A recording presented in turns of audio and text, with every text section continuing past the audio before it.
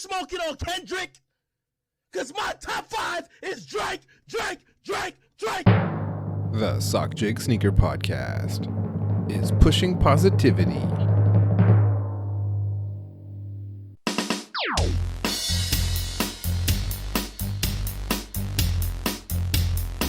Welcome to episode 61 of the Sockjig Sneaker Podcast. You can follow me on Twitter at Sockjig and on Instagram as well.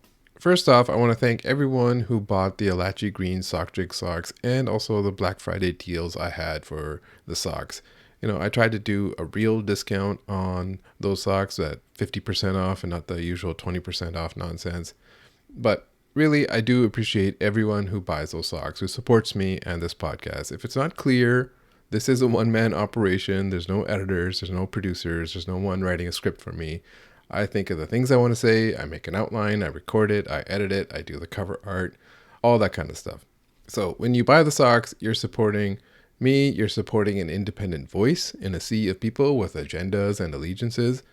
I don't have any of that. So here the credo is that thou shalt not make or take part in the bad arts. And that's not what we do here. We don't do the bad arts.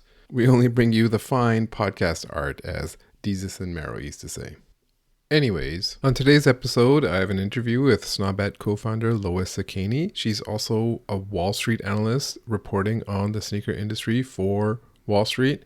We talk about the current challenges faced by Nike and Adidas, Nike's problems with marketing and distribution, Adidas's problem pushing terrorist culture on North America, and how both brands are basically looking for the next big thing. We also, of course, discuss the state of women's streetwear, and we also first discuss some recent news like the James Whitner story, Lois's thoughts on attending ComplexCon, and the sneakers you see people wearing at Erewhon grocery store. Lois is a friend, and I recommend you follow her, follow Snobette, and subscribe to her Substack newsletter as well, too. There's always some interesting industry points in her newsletter, and the stuff that she's saying in there, she's informing Wall Street from. And as we talk about in this episode, she's informed by sneaker Twitter and by things that we say as well, too. So I'll add a link to the description of this episode. And just a note that this episode is recorded on November 24th and published on December 1st. So topics like fear of God and Adidas's pricing and things like that we don't discuss, but still a good episode. Lots of good details in this episode, so I hope you enjoy. Okay, my guest today is a sneaker analyst for Wall Street and also a co-founder of women's streetwear blog, The Snobette. She also has a Substack for Snobette that I recommend everyone go subscribe to. Please welcome to the show, Lois Sakany. Lois, how are you? I'm good, Socks. I'm so excited to be on your podcast. I'm a little nervous. This is a big deal for me. So thank you so much for having me. I appreciate it. How are you doing? No, don't need to be nervous. It's an honor to talk to you. I really respect your point of view, your perspective, how you word things and how you say things. And I think more people need to hear and see what you have to say. Thank you. Okay, so we'll cover some of the stuff that you do for Wall Street, but I thought maybe we could start off with some of the more recent news that's come out. Well, maybe we'll start off with the James Whitner story. I'm not sure if anything new has come out recently or anything like that, but what are your thoughts on there? And I know that you had some insight related to Antoine Freeman and him being in New Jersey, closer to, your area of New York City. Yeah, I think that was kind of overlooked. He's a founding member of the foundation. The foundation is a showroom, really. And actually within especially the neighborhood stores, but to some degree the urban chains, they're actually a pretty important distribution network. They rep Pharrell's brand, Kappa, a few others. So they're meaningful. I was talking to a buyer last week about the fact that he was arrested and he was saying that they mean something to us. I'll give you an example, when Under Armour wanted to try, this was a few years ago, when they wanted to make a foray into the urban channel that quickly failed, remember with A$AP Rocky's collaboration? Mm-hmm.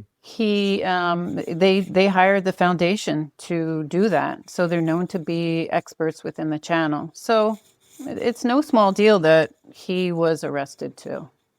Yeah, no, that's interesting. Like because if he's helping out like BBC ice cream and these kind of brands, it's like Hmm. those are the types of these smaller brands that kind of need more of this help and engagement to kind of get to the next level. If a partner like that goes down, it does have a bigger impact. Yeah, I'm not sure what impact it will have Right. on the foundation. I would imagine the foundation, just like every other vendor within the sneaker channel right now, is probably being challenged by the economy Right. and headwinds. And so, that could have factored into him deciding he needed a better flow of money too. You never know. Right. But part of the problem, one of the things that came up in the complaint was that they were describing the foundation as a retail store. So Yeah, from what I read in the doc, it seemed like if they were asking the Brinks truck to back up there and to transport the money, it's easier to tell the Brinks that this is a retail kind of location as part right, of your network than right, this is my guy who's picking up money, which might cause red flags to pop up for Brinks as well too. yeah. I think that's hilarious that they use Brinks trucks for some reason. I'm like, what do you do? Just call them and say, I need a Brinks truck? Well, I mentioned this on my last pod. There's these big stories about police forfeiture. Like if you're pulled over and they see that you have a briefcase full of 10K, they can just take it and then go buy a Camaro or something with it. And Right, and so right. it's like transporting a big amount of money even without TSA or anything involved, just driving it across the states is still a risky business from what It I've read. is. Yeah. It is. So another question is, what do you think Nike will ultimately do? Their usual pattern is kind of just we'll wait and see, and that's what I'm assuming they'll do. What do you think? I think I agree with you, Sock. James is talent, right? And I think they treat talent the same. Wait and see if he, think about Travis, think about any athlete that's had problems. They like to err on the side of being loyal and not acting too quickly, which I think is appropriate. Right. James, as you know, has not been arrested. That being said, it could be behind the scenes. We see like a subtle shift in their favoritism. They tend to favor certain retailers over other retailers, and they go about it in a very subtle way. So there's chatter. I think it's pretty much known that James was planning to own a store in New York. So perhaps they don't give him sanction to open that store. Maybe he sees his allocations quietly reduced.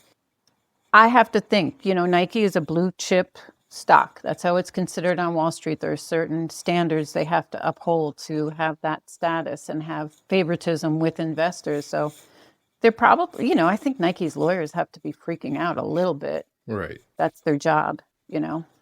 So let me make this scenario. This is all just speculation on our part. Yes.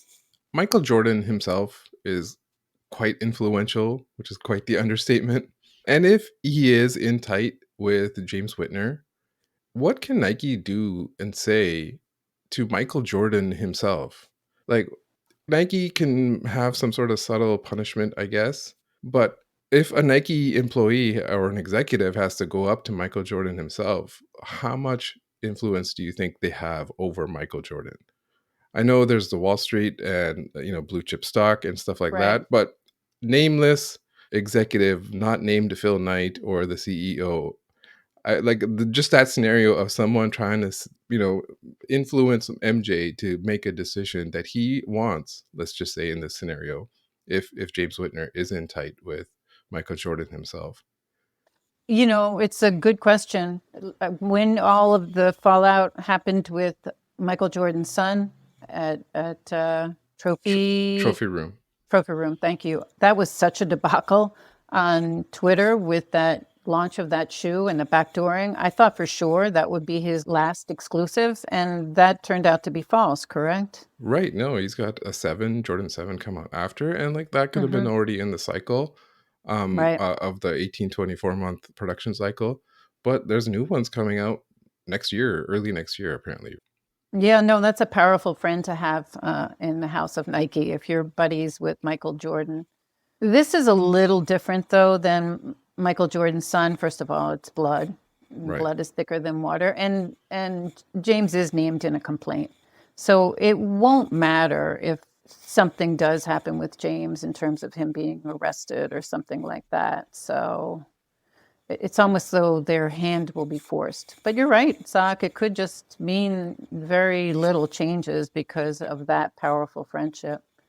That's all I could think is from the Jay-Z song. It's like, what's a Nike executive to a god? Like, what is he? Right, What can you right, say to MJ? Right? You're right, nothing. You're not Phil right. Knight even. I'm not even sure what Phil Knight can say. Yeah, no, that's very true. And the Jordan brand is considered to be really powerful right now, just in terms of its success versus Nike in the recent executive moves they made.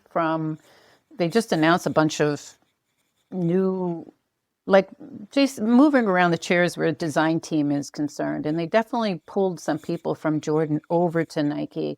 And in my opinion, that shows that Nike thinks that that's where like better design and better marketing is taking place on the Jordan side. So they're moving some of that energy over. Yeah, no, I've heard stories about a talent drain of designers leaving Nike recently. And so Hmm. if they're pulling them from Jordan Brand, and I know even Jordan Brand has had talented designers leave in the last previous years, like Jima Wong or Frank Cook as well too. But yeah, no, it's interesting to see like even those changes are going to have an effect on the product going forward. Definitely. Yeah. So you were also at ComplexCon this I last weekend. was. How was Hmm. ComplexCon? I've gone all 7 years, Oh so wow. I really enjoy it. It's a great way to sort of get a pulse on where streetwear and sneaker culture is at the moment, and also attend the talks. I love Aria Hughes. She's a editorial director or something like that, and she did a panel that she hosted, and I loved the panel, and they talked about the future of streetwear. One of the things that is clear is that the brands that used to do giant build outs at that show, they've pulled back. Coinbase, for example, last year and the year before had huge build outs, and those were smaller. It's more of an And NFT con the last year, from what I remember, than it probably was this year. oh, there was very little mention of NFTs Right. at Yeah. all. Yeah. And so there were spaces on the floor that were roped up and not utilized. So that was a difference. That, to me, again, is an economic issue. I think a lot of companies wanted to reconsider how they were investing in their marketing dollars and just thought, ComplexCon is a want but not a need. And the other thing that I thought was interesting, and this was actually an observation that came from Aria, is the whole hype energy is not really there. Like in years 1, 2, 3, people would get early access and then run to buy that product. And that's not what's driving people to buy. I felt like there were more people into buying apparel than footwear this year. So, With denim and tears. definitely, what's that? With denim tears being like a big one, with the Yeah, hats and stuff. definitely. The caps sold out, every single one he had on there. At the same time, it's interesting. The Denim Tears, CPFM, Levi's collaboration, that seemed to be less popular. So Well, it's it's just, hard to put a giant red tag into a fit, right? So it's like they can do anything. They could put like a crooked smiley face, and people will incorporate that into a fit. But this giant tag, I was just like, good luck with that. yeah. Anyone who wants to do it. I like Cynthia Liu as a designer. I think she wants to take more risks. She kind of wants Yeah, to do that gamification of fashion. And I think it's worked sometimes with like the furry shoes and the most recent collaboration that was like a Balenciaga heel. What's the that one called? flea Flea tube. 2. Yeah. But I think it fell flat this time. And that's okay. Sometimes designers are going to experiment and it's not going to work. Yeah, But no, I'm still a fan. especially if you're in that realm, like you said, of doing not weird stuff, but just outside the norm stuff. Yeah. I got my notice that the McDonald's plush toys are finally shipping. So I wonder what happened with those. I mean, there must have been some sort of legal delay or the factory delay or something. but I think they said they just couldn't get they couldn't get the quality of them correct, Right. The squiggly happy face wasn't squiggly enough, I guess. Right.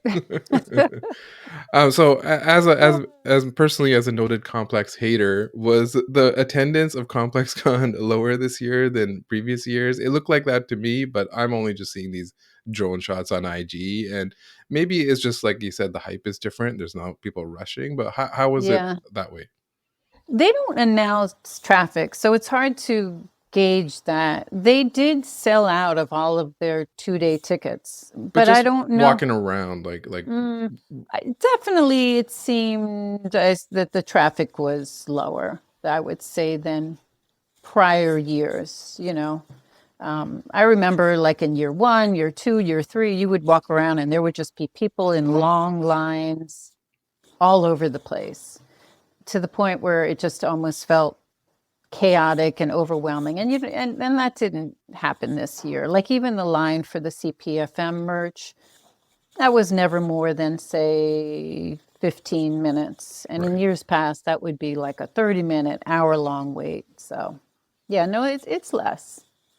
So you had this one tweet as well too. Maybe it was on Instagram where you went into that grocery store. Is it Erewhon? I don't know how to pronounce it. Yes, I love that And place. and then I'm a you were huge fan. you were looking at people what their sneakers that they were wearing. Sure. Yeah. I mean, I like to go to, like, I shoot sneakers sometimes in the Starbucks line. And I thought Erewhon would be good because it's like a high-end Whole Foods. It's got a very sort of premium grocery store customer. And everybody was wearing either Hoka, On, or New Balance. I was a little bit surprised by the New Balance, but yeah, I mean, it's. I think if a Nike exec were to go into that store, that executive would be sick to his or her stomach for sure. Something is happening, and I think Nike is trying to figure out how to stop the hemorrhaging, if you will. But it's definitely it's become a problem, I would say. I think like personally, I think Nike missed out on one. What Hoka and On did was like they had this big kind of comfortable sole shoe, right? Like Hmm. that was the main focus, and that's why they were able Hmm. to kind of gain a foothill. And I know it came from running as well too. But like I see casually at the mall. Last time I went to the mall, older people wearing Hoka. So it's like Hmm. somehow it penetrated to that market where they're like either their friends told them or something, and or they asked Hmm. about it. And Nike does not have some sort of equivalent. I know they have the technology for it. I know they have some running shoes that are comfortable like that. But the one that goes for the casual walker type of person, I just didn't see it that where they had that version. And that's like the older market too. But like you said, in the Erewhon store, if there's younger people wearing Hoka, they're wearing it too. Not just they're. It's not like Monarchs where that's just a meme or a joke of only older people wearing it. Right. People now wear sneakers from the day they're born till the day they die. So there's no way Nike's marketing message is going to hit all those people. I do think there was somebody who was a little bit higher income who is attracted to like newness and technology and performance, and the message that Hoka was sending them and On resonated with that customer, and they were ready to try something a little bit different. Product, for me, there's for a brand to be successful, you have to have good design, you have to have good marketing, and good distribution. That's the three-legged stool for every single brand. And a lot of people talk about Nike having issues with product, but to me, it's the marketing is as big an issue, if not bigger, right now with Nike. Like their message is not And, reaching and that's enough supposed to be people. their bread and butter. Like Right, the saying is always Nike's a marketing company that sells shoes.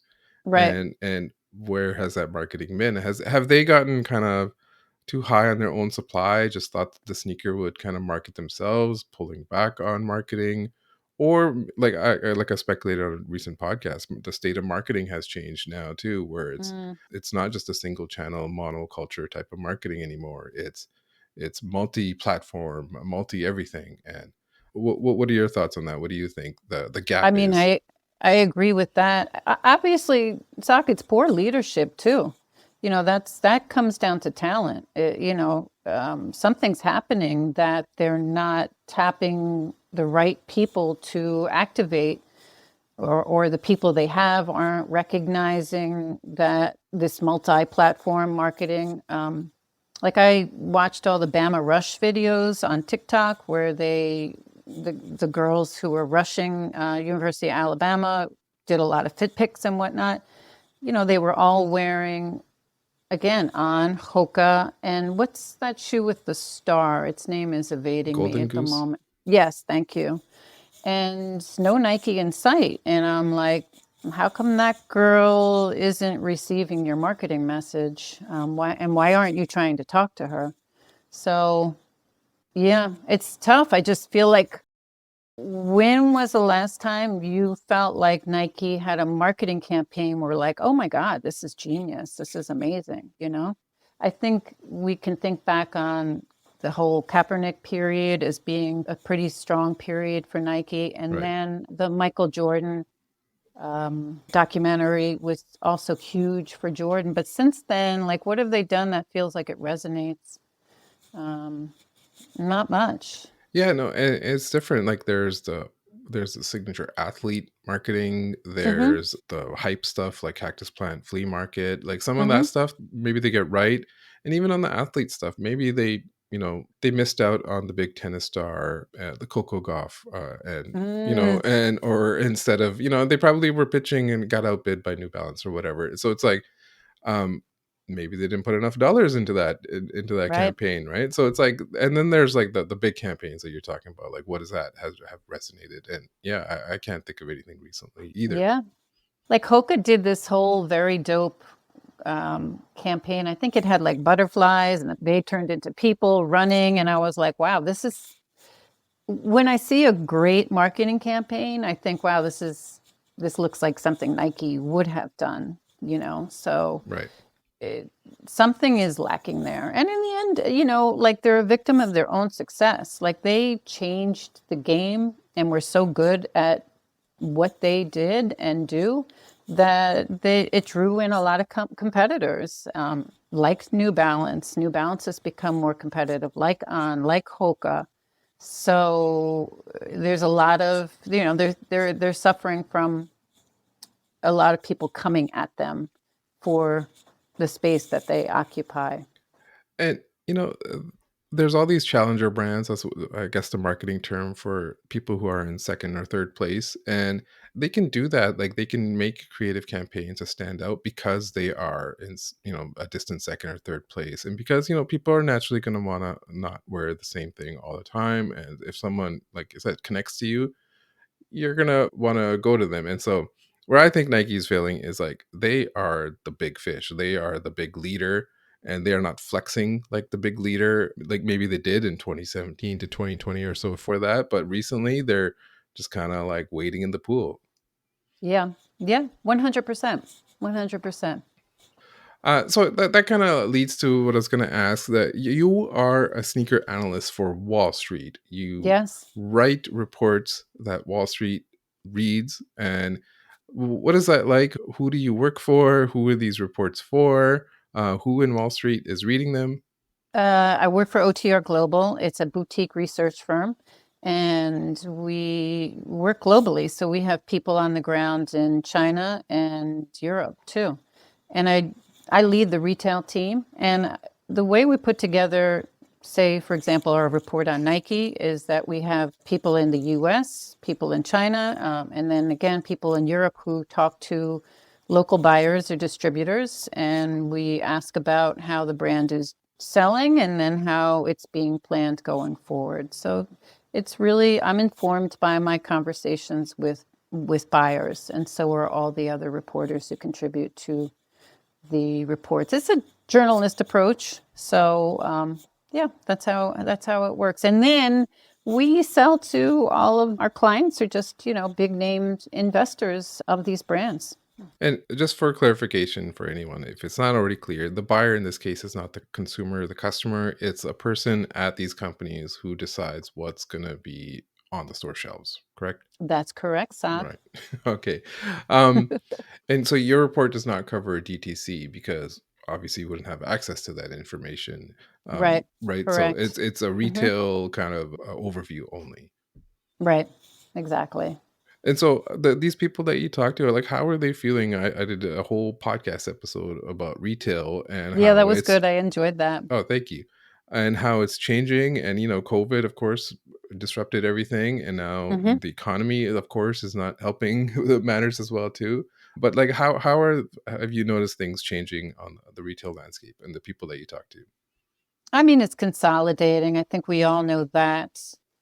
As it, all of these more prestigious brands, they've narrowed the list of retailers that they want to work with because their name is prestigious. So it should mean something when you go in a store and you see three stripes or a logo. That should be against a more prestigious background retail wise. But I think what we're dealing with in the latter half of 2022 and definitely in 2023 is that, remember my three-legged stool of distribution, design, and marketing. The distribution has spun out of control for a lot of athletic brands where they don't have control because there's been an excess of inventory. A lot of product was late arriving in 2022 and then stuff came on time. So there's a big pileup of inventory that retailers had to slog through and discount and whatnot. And because there's excess, there's been more product showing up in TJ Maxx, Ross, and those places. The other new element, which is something that is beyond Nike and Adidas's control, is the whole resale platform where you're seeing brand new products show up at 10, 20, 30% off within days of launching. So I've I, always speculated that those are retailers just by like sheer numbers. Like mhm. like the average Mickey Mouse reseller, like the joke is, oh, they're selling under retail before, but they wouldn't even have access to it unless it was like a shock drop early or something. And then the sheer volume of the numbers, you just look like a number of sold. Like who else could it be other than, as I speculated, either it's the stolen stuff or it's retailer stuff selling themselves. Yeah, I agree. I mean, sell it there at of course your margin is being compromised because you're having to sell it in at a lower amount, but that's better than sitting around and waiting. I don't think, maybe people don't realize, Nike and Adidas and other brands that, again, prestigious brands, they have what's called a MAP policy. It's a minimum advertised price policy whereby you can't take a pair of shoes that's just released and discounted by 10, 20, 30%. Nike dictates the degree to which you can discount this product. And even on Black Friday sales, you'll see it, right? Some stuff Uh-huh. is heavily discounted and other stuff is not. Correct.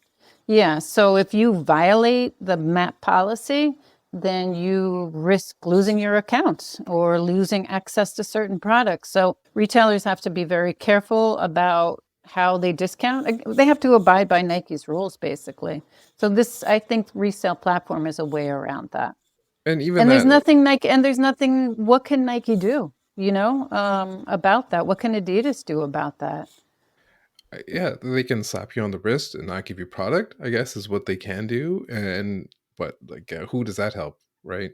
Yeah, but first they have to prove that you're doing it, right? Right. So, From the stories that I've heard, it's like it's not like the owner or someone has like an official name. They signed up under their own name on StockX and they're selling it all on themselves. It's either just like how that we saw with the James Whitner, either an associate is doing it. I heard a story from someone from an employee at a store a while back, and he said, "We don't get a bonus. Our bonus is the owner will give us the product at the wholesale price that he paid for, and then we can sell it on StockX. And so whatever money we make, that's our bonus." okay, interesting. Right? So the store owner there sold his thing for at cost to keep Mm-hmm. his employees happy, who are then happy. And so, like, I don't think is happening at a huge scale. That's just one example, but like you said, look at the suede Jordan ones that came out. The sheer number of them that were under retail before the release date just showed you that there has to be stores. Yeah, I agree. So, I mean, it creates to me, like if your inventory is clean, then you can see things like an Air Force One selling for higher than retail. But if you don't have control of your inventory, your distribution has spun out of control, then you're going to see Air Force Ones show up on StockX for $70. So that's created the inventory, the excess inventory floating around out there, whether on resale or in off price, in outlets too, Nike owned outlets, Adidas outlets, is really creating problems, in my opinion.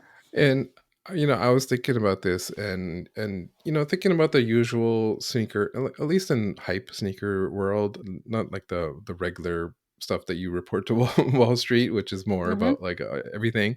Usually in the hype sneaker world, when there's a slow time and there's a lot of product out there, you go opposite. You restrict product. You make things 1,000 pairs of shoes again, and that's how you create demand and generate hype and all that kind of stuff. Sure. And then once you do that, you go on and make the down market versions, and then you sell big stock numbers, right? And so we've been in this big stock number era.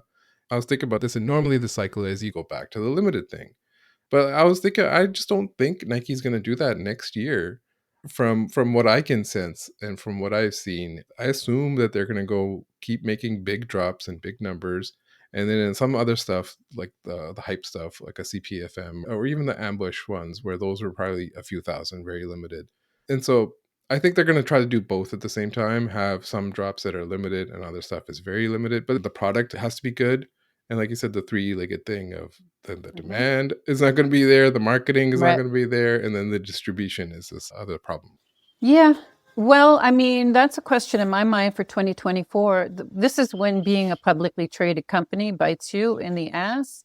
They provide forecasts and they tell investors this is what we anticipate we're going to be making revenue wise Right. next year. And so I'm very curious, to your point, if they will begin to try and draw back numbers so they can get their inventory and distribution under control. But again, that's tough to do because there's an expectation that they're going to make a certain amount of revenue, and it'll be harder to hit those goals Yeah. if you, Yeah, that's what I was saying. Like a big company has to act like a big company, right? yes, Like they correct. have employees, those employees need things to do. And then you're not gonna, it's scaling back is not a thing that most big companies try to think about or do. Correct. Right. And nor does Wall Street want to hear about that. No, they do not. That's like, oh, downgrade coming, Right. Yeah. You talked about Nike leadership, and I was looking at some of your posts about Adidas leadership as well too. What do you think about the Adidas CEO, Boris Um, Golden? yeah, what's his name again? Bjorn Golden. That's what his Bjorn, name is. thank you. I forget. I like Bjorn. He's an athlete. He came from Puma. He understands sneaker culture. He certainly like the earnings calls are always very interesting. I think he's a pretty charismatic guy. He understands the space, and I think that does matter. I just think that Adidas is up against challenges that are similar to Nike. I believe Sock very strongly in cycles, and I think we're coming out of a head-to-toe athletic cycle, which has been great for Adidas and Nike. It provided them a really great tailwind. I think we're in a cycle that's a little bit more preppy. It's always hard to describe it, but something that's a little J. bit. Crew. Yeah. And that creates a headwind for Adidas and Nike. And again, all the things that we talked about before, like On and Hoka and New Balance challenging Nike, they're also doing the same thing for Adidas. So I think it's a little bit tough to be a giant legacy brand right now. And then you have the issue with Adidas too, where it's like Nike, they're at this sort of end of era phase with Yeezy being in their taillights. Right. So I You know, think he's great, and I've heard he's better liked, of course, than Casper, but Adidas has challenges too. I thought his comment about, he said in one of those earnings call that about Nike, about how Nike exports US culture Mm, and Adidas doesn't have that kind of, I don't know if he mm, said ability, I don't, but basically it was really insightful in that the world wants what US is manufacturing, and hmm the culture that the US has, and it doesn't really go the opposite way. Maybe in small niches like Japanese in fashion influence and things like that. I mean, we're kind of seeing this with this whole, what they describe as terrace culture, this sambas and stuff like that. And are they counting on that to be this big huge thing? Like, I see it as like that small niche thing that, but maybe I'm wrong on that. What do you think? Is this a thing you think that America will be behind long term, or are they going preppy as you kind of think? I mean, that's the question of the day for Adidas. Because they Yeah, have all and those silhouettes. They have the terrace culture. They invented yes, basically terrace culture, right? And terrace yeah, culture no, means like the stands where when you watch soccer games from. That's where it comes from. right. Um, they and he and this and Bjorn said that on a call too. He said that we can own this, and Nike is not going to be able to have an answer to it. And I think that's actually true. They are absolutely going to go whole hog on the Samba and all their other terrace shoes for 2024. And everybody is asking that question, Sock, whether and what is the runway for that? I think there is something about the terrace shoe, especially the ones that made by Adidas, that feels right for the moment. The degree to which they'll be embraced by the all-important U.S. consumer, I don't know.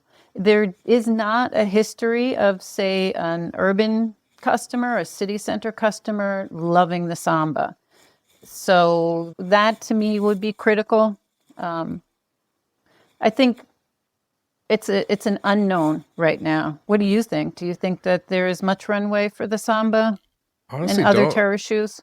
I like it's not super comfortable to wear all the time. But I know when you're younger, you don't really care about comfort as much, and so that Hmm might be just my old man take about that. But in terms of like Stock is not old, y'all. there are like they've done really well with Wales Bonner and things like that. But Yeah, Wales Bonner is, it's not going to be J. Crew or super Calvin limited. Klein, right? It's Mm, designed to be your hype kind of demand creation thing for the down market stuff, for the GR sambas that you couldn't get, right? So I think you had an insight about that Wales Bonner has been, Such a huge, beneficial yeah. collaborative partner for Adidas. And something that only she could do at Adidas, where something like that somewhere else probably wouldn't it be as effective or work as well. Hmm I thought that was Yeah, really no, good. they like. I feel like Adidas has has this synergy going right now, but I don't know how far that extends. Like I will say at ComplexCon, of course, I'm looking at every shoe that people are wearing. I didn't see a lot of the kids wearing Samba. Younger people, when they want to make a shoe statement, I've noticed they like a shoe that's a little bit chunkier and heavier on the foot. I feel Yeah, like that sort of ballet slipper inspired shoe is trends a little bit older.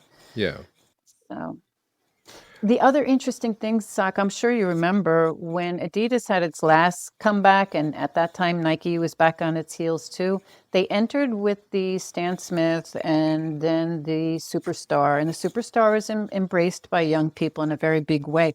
Then they were able to follow up with the Ultra Boost and right. then Yeezy. So I'm like, so where's that? Where's the Ultra Boost equivalent? Yeah, You no, need to. I honestly think even Nike has to not become just a retro only kind of brand, right? That Mhm. heritage brand that kind of Adidas that is kind of said, and they need to have more hits with new silhouettes. And I know Of on course. their sneakers app, they did this like showcase where they were kind of showcasing all the shoes that are coming out next year. And Hmm. honestly, they all look like stuff that was made for people my age. And like, who's excited about a Thunder Max? I don't know. Who's excited about a Pegasus 35 or whatever it was? Hmm. I just didn't. Maybe the dunks were like the only thing I saw in there that someone who's 21 would want to wear. But Hmm. that's my thought. What do you think about their kind of I direction? am not I don't know, like, I think there's an obsession with newness, and I'm Right. not a member of the Church of Newness. I think a brand like Nike has done phenomenally well by selling mostly classic shoes and takedowns of those classic shoes. Going back to ComplexCon, most of the kids there were wearing Nike. A lot of it was dunks, as you mentioned. Yeah. I think low profile silhouettes are what's popular right now because of the way pants are right now. The thing that is missing is like an Air Max 270. That shoe was wildly Right. popular for Nike, and they haven't found a replacement for it. And that's, I think, problematic. They need to, like you said, they need to have that new shoe that the woman who goes to the gym can wear, the woman who goes to Erewhon to go grocery shopping can flex in. And that's what's lacking right now. And I think part of the issue is that when they do come up with those ideas, they're not able to get they're not able to get traction because you have Hoka and On taking up space. And then again, I think like the marketing is not where it should be. So, Right.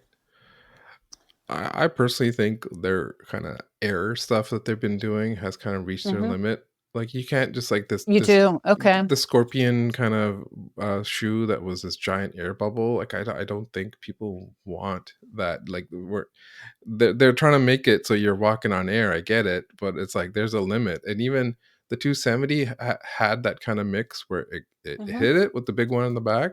But there was another one, I think 720 or something reverse, where it was even more air on it, and it just gets too bulky or bubbly or whatever, and or then too pricey at that point. That Scorpion shoe was like 250 plus, I think. You've heard it, folks. Sock is declaring Nike Air is dead. I have joked on the podcast. Show me one young person wearing an Air Max One, and in sneaker culture, an Air Max One is a revered silhouette. But it's Yeah. like it's revered among us who have been in the sneaker world for the last like 10 years. But what about Hmm. someone who's 21 or like people like that? Those are the people who are going to like take over. And if they Of don't have course. any association with it, it's just a 30 plus shoe for me. Is how I see it. But I was in a complex con. Did you see any Air Max ones on people's feet there? Not really, no. I mean, I don't disagree with what you're saying, but it is, it's kind of a huge statement to make. Like that would require a lot of lane changing for Nike if like Air is just not what it used to be. And like, It's I'm sure they're still going to have the air bubble, and the Air Max line has been they've brought back a lot of times. The 180 has come back a lot of times. The mm, Ultramarine and stuff, and it always goes on sale. The Air Max 90 is a staple that's never kind of really left. So Air will be around. I'm just saying about like going in terms of new models of what they do with Air. Going big with Air, I think personally is probably going to hit its limit. They probably got to go back to what makes an Air Max 90 look good and why people want it like that way. But mm. that's just kind of what I think. I mean, you make a good point. Like I think of with New Balance, they did the 327. And that shoe has been huge. I see it on people's feet everywhere. I wish I could remember the designer's name because it's a woman. Um, but Is it it's, Stephanie you know, something? mm, that doesn't ring a bell. Mm.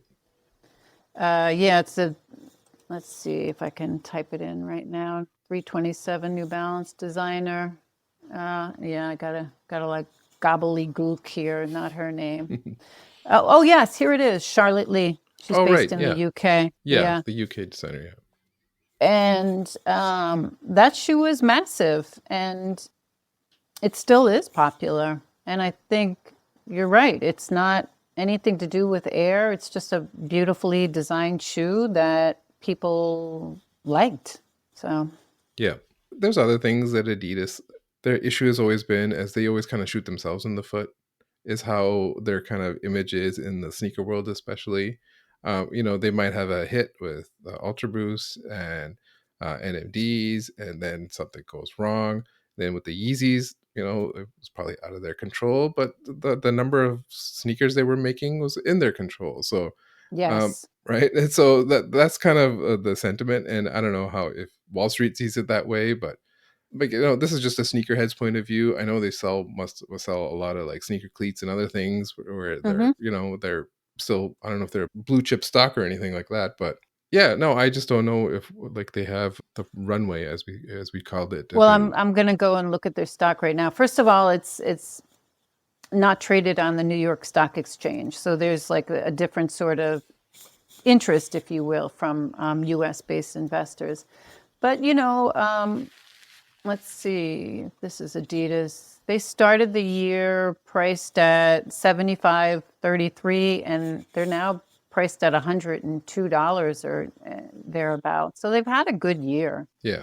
I think the question is, for a lot of people, where can they go from here? Like, are they going to, like, the question you asked about the Samba and its runway is the question that everybody wants the answer to. And they're also known for the things that you criticize them for, which is to say, like, running too hard with someone, Right. with something, and when they should be treating it more carefully. Yeah. It's interesting though, Sock. I mean, like, you could say the same for Nike, say, for example, and Dunk, right? And yet you don't, but would you criticize Nike for the amount of dunks they've made, or? You see, like, I can do it in this sneakerhead world, right? Mhm. Like, they're making too much dunks for a Right. sneakerhead. But then if I were to put on looking at the Wall Street numbers and stuff like that, then I'd be like, Mhm. churn them out, make the money, right? Right. But I know it's going to come to the point. Their usual cycles of what they've usually done has told you the pattern of how they'll go forward. They'll say, this is what we're going to push. And if it hits, we're going to keep pushing it. And if it doesn't hit, we're going to pull back. And so maybe now they've started to pull back and stuff has gone on sale. And I've seen Air Force One white on whites be on sale, which is not something you would ever see what? before. Like, what's? Yeah, no, it's crazy. And just to give you an idea, Nike's stock started the year at $124, and now it's at $107. So Nike's, conversely, has had a tough year. Yeah. So I also wanted to talk about the Snob that you write, that you have a newsletter and you have a blog as well too. Yeah. And I know it started as like maybe a sub blog. I don't know what the term is, from High Snobiety, and you kind of spun it off from there. So how's that been? Because I know it's given you a woman's perspective. It covers women's topics in streetwear and sneakers. And so how did that start, and how's it going? Well, Samia and I were the founders of High Snobette, which is what you said. It was like a sub blog of High Snobiety. And about 10 years ago, they decided they didn't want to go forward with their sub blogs. They just wanted to narrow their focus on High Snobiety. So we left and started Snobette. And it's definitely, I would almost venture to say, a niche following. Like, we're independent publishers, which is, it's been as tough for us as anybody. Online publications have had a tough year. Right. And I think part of that is just streetwear. This might be controversial. I think streetwear is basically something, it's a men's category, more or less. And I think there is not a lot of space for women's streetwear. And we have, it's a niche following. And I think we're important for what we do, but it's niche, again, because it's women's streetwear. So, obviously I've seen that, and I've heard that as well too. And what's interesting is that it's almost the flip of what high fashion is. Like, women's high fashion runs the fashion world. It's not men's high fashion at all. correct. Right? Like, that's just kind of there to kind of support everything else or whatever. Right. And lately, we've seen luxury kind of venture into streetwear, almost subsume streetwear itself. And so it's like, will that switch, that flip switch in streetwear as well too, if it goes that luxury route? Or do those women that love high fashion, like Phoebe Philo and all that kind of stuff, they just only want that? They don't want the streetwear version of high fashion. Uh, I think this goes back to like Virgil's claim that streetwear is dead. In a way, I feel like it's been consumed by luxury to the point where, it's like, I don't, this is funny because this is a question that Aria Hughes had at ComplexCon for the panelists. I feel like streetwear has to be like, when I look at Nike, right, I always feel like Nike can be streetwear adjacent, but they can't be streetwear. To me, there has to be a certain degree of independence from being a publicly traded company. So I think, Louis Vuitton can be streetwear adjacent, but it can't be streetwear. Same with Balenciaga. I think for the most part, most women they don't care about streetwear. It's not of interest to them, the culture. I think there is aspects of the culture that are attractive to men. It's almost like there's a sport aspect to it. I'm always so, amazed by sneaker Twitter, the degree of knowledge you all have about models and colors and histories and stories that, I'm kind of blown away by it. Like, you all definitely inform my work in a big way. Your sense of how the brands are doing. Sometimes I'm like, why don't big brands tap more into Twitter and Instagram and opinions and conversations? They probably do, actually, now that I think about it, but they just don't know how to sort of translate that. And there's something about that kind of discussion and debate that is, I think, very particular to guys. I'm not saying that there aren't women who aren't capable of having those conversations. Obviously, there are. But to me, I feel like streetwear is predominantly a men's thing and will likely always be that way too. Yeah, no, everyone wants something that makes them look good, like an outfit that looks fresh, right? That's where sneaker Sure. culture came from. That's where it's born from, right? And so there's things, that aspects of it where both men and women want, and those are the kind of the common one. I think, at least from the women I know, they don't give a shit about this is ultra limited. There's only 2,000 of these. Whereas maybe the lizard brain in me is like, there's only 2,000 of these, right? And so, that, like I said, I'm not speaking for all women. I'm just talking to the women I know in my life are just like, who cares if there's only 5,000 of those, right? I mean, and some do. We don't Yeah. we don't want to paint too broad a brush. I'm sure some people are listening to me feeling sort of infuriated by what I'm saying.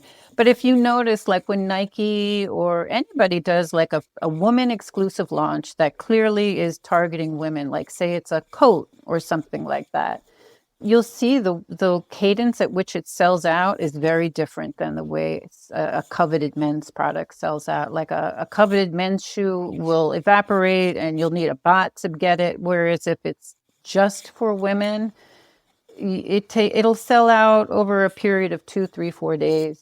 Right. Women have also like different budgets than men. They have to spread their money out further. A lot of times they're responsible for taking care of children. So it's just a different mindset, I think, both biologically and just realistically too. So. And I think we've talked about this in our personal discussions previously about some of the marketing that the women-based stuff that big brands like Nike does with like Sakai and Ambush and stuff. And some of it looks good, and some of it just looks not good at all. And this you Definitely. talk about this as well in your newsletter. Yeah. I mean, I think that just goes back to lane switches. Nike traditionally has marketed to people using sports, and women don't follow sports as much as men do. And then their design team has been traditionally designing for men. So sometimes I see with collaborations, they'll create garments that just don't really even make sense for a woman. You'll have like this band of fur right around their hips that accentuates their hips, which a lot of women aren't trying to do. So There's this Lakers ambush jacket that looked like this big like winter jacket that had this giant thing that said Lakers on it, and right. maybe that will sell in LA, but I was just like, I don't know anyone who'd want to wear that, right? That goes back to marketing. Like sport marketing is reaching predominantly a man, right? So again, how are you speaking to women? Through what platform are you speaking to women? And it's more challenging because women are more, they don't have that sort of central sort of point of focus like men do with sports. So it's definitely more challenging to market to women. What do you think about Emily Oberg's rise with Sporty and Rich as well too? At first it was like I would crack jokes about it, but like now you see that she Your really, fellow Canadian, Sock. yeah, I know, she from Calgary, I think, right? Okay. But now like I shed all those jokes a long time ago. I really do respect what she's done, and kind of like I said, all the way to making a store in New York City. That's challenging and hard to do. Big deal. But I know, maybe not everyone's on her side, but maybe she's won over. Maybe I'm wrong. What are your thoughts on her? I mean, I'm always excited to see an entrepreneur create something out of nothing. I have a huge amount of respect for people who can do that, and I think in Emily's case, she didn't come from much of anything. So I think it's awesome that she's created what she's created. I got into a big debate on Twitter about whether or not she's streetwear or not. And it kind of opened my eyes. Like, she doesn't want to be streetwear. So yeah, I think she said, like, I don't consider myself Yeah. that. And, kind of shed the, Supreme, outside the Supreme interviewing people kind of image that she was first popular for. Yeah, and even where she opened her store in Soho, she's on a street with a bunch of luxury stores. She could have opened on the Lower East Side, and she chose not to. So she's clearly positioning herself away from the streetwear category. More power to her. I do think, like, from a synergy perspective, her appreciation for tennis is going to play well for the brand because, again, we're in this sort of cycle that favors preppier things, and tennis falls into that category. But, I hope she does fantastic, Zach. I really do. That's all I can say. I think it's amazing that she's done what she's done and come as far as she has as a woman who started in a space that's streetwear. Yeah. I think she's controversial for some. I'm not really quite sure why. She's not to me though. So, this is purely my opinion, but she is not technically white. She projects in her Instagram stories and stuff and tennis and stuff and living in Paris and things like that of a rich white woman, sporty and rich, correct. right? Yes. And like I said, I know she's a Swedish and Filipino, I believe, or something like that, right? Yes. Yeah, right. And She's so talked about that. yeah, and so but that is connecting with people on a certain level. And I know it's not made for me. I'm a 40-year-old man. There's nothing that she makes even in, she does not make double XL or anything like that. Like, she's not going for the size 13 sneaker buyer, right? She's going after, like we talked about, the women who want to look comfortable in the Erewhon grocery store and out and about, right? Yeah. Yeah, definitely. I mean, I think in her New York Times article, she said that she mentioned sort of wanting to be like a goop for her generation, I want to say. So that's her target. And that's, I guess, a good comparison, because I know a lot of women who do not like Gwyneth Paltrow or Goop, or people that do, right? Like, and so then you're going to be polarizing, I guess. Yeah, no, that's true. I think there would have been, like, in my younger years, I would have probably like I remember feeling very like going through a period of hating Gwyneth Paltrow. I am now at a point where I'm like, I don't want to be bothered hating people. Obviously, people irritate me sometimes, and I have people in my brain that I consider to be my nemesis. But like celebrities and things like that, Yeah. I'm just like, they're strictly for entertainment. I don't want to invest in feeling angry about a celebrity, you know? Yeah. No, honestly, I get it all the time. People will call me a hater. I've done haters guides to things, Okay. and or like I hate Complex, or even I Right. got called a hater for hating on James Whitner. And honestly, I just do things for the service of a joke. Like anyone can get it, right? If it's a joke to be made, if I'm gonna extract as much joy out of these things as I can, and because the No, story moves you were on. flying high on the your memes on the James Whitner news day that was a classic day for you. But I'm in the unique position where I could do that, right? Right. I saw a lot of people say nothing. I saw the people with access to him say nothing. I saw Mm. resellers who usually, get stuff early, who maybe perhaps have a connection to him on the backdoor side, say nothing too. I have no allegiances to anyone. So Mm. if you're gonna get it, you're gonna get jokes from me and memes from me. So Yeah. that's kind of, maybe I'm low key in the sneaker world of Yeah, no, it just was a causing hilarious day for chaos. you. Yeah. I saw Kari say, "Take this man's phone away, please." Well, no, that's why I guess that's a good spot to end this. I think like you definitely have a spot with your newsletter. I recommend everyone check out the Snobette newsletter. Go read the site. Follow Thank her you. on Instagram, and go follow her on Twitter and on Instagram at Lois Sakany as well too. Thank you, Sock. I really appreciate you having me on here. It's always fun to talk to you about sneakers. You have taught me a lot, and you've always been very helpful when it comes to understanding backstories and nuance and things like that. All of you on social media are incredibly well informed, and all of these brands should feel so honored that you invest time in covering them and analyzing them. Oh no, thank you for that. First of all, and yeah, I do know a couple people at brands that have said nice things about me. They've said nice things to me in general, and they enjoy it. But it just goes to show that us in Twitter or on social media, whatever. If you are gaining something from it, and then you are reporting to Wall Street in your reports with that, like it does go a long way, even if it just feels like you're just getting jokes off on Twitter. No, it definitely does. You guys are like a wealth of information for sure. Definitely.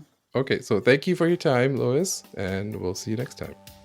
All right. All Bye, right, Sock. Thank bye. you.